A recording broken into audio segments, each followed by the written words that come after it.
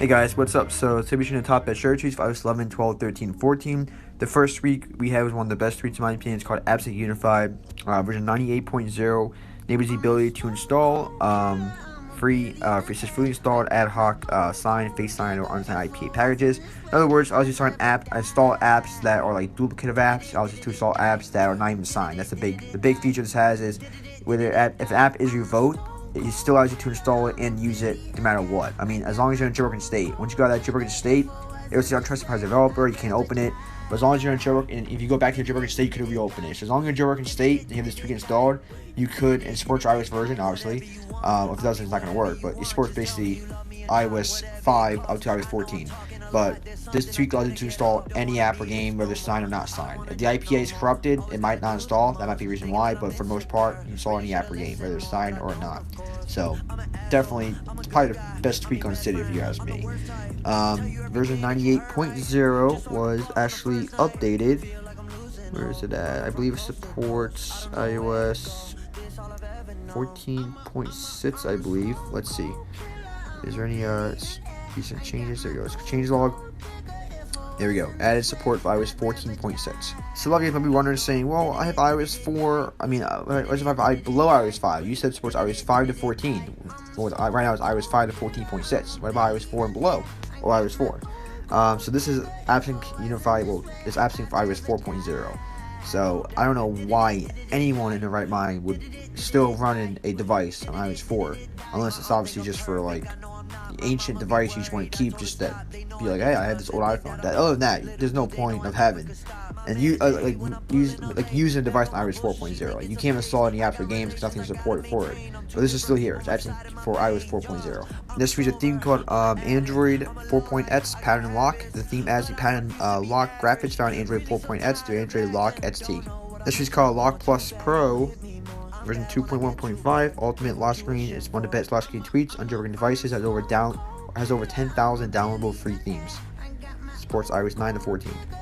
This is called Testing 404 Time, and to set your clock to say 404 error time not found at 404.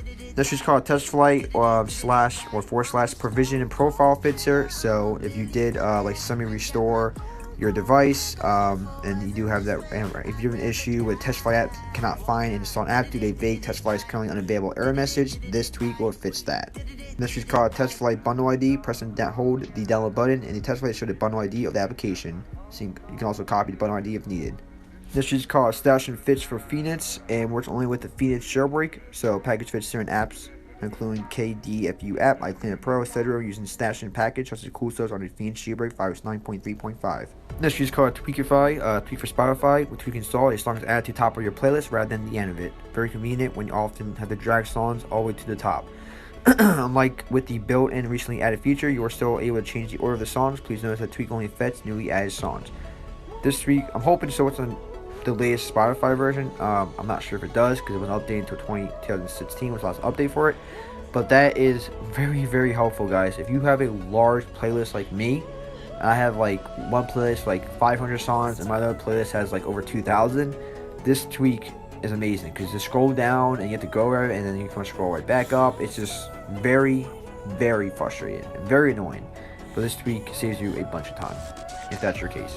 Next tweak is called Hestia. I did try this tweak out when it first came out, which was a couple months ago, like in March. And this tweak, which finally, ever since it got released, got an update. I'm not gonna lie to you guys, there was some hype around this tweak, personally.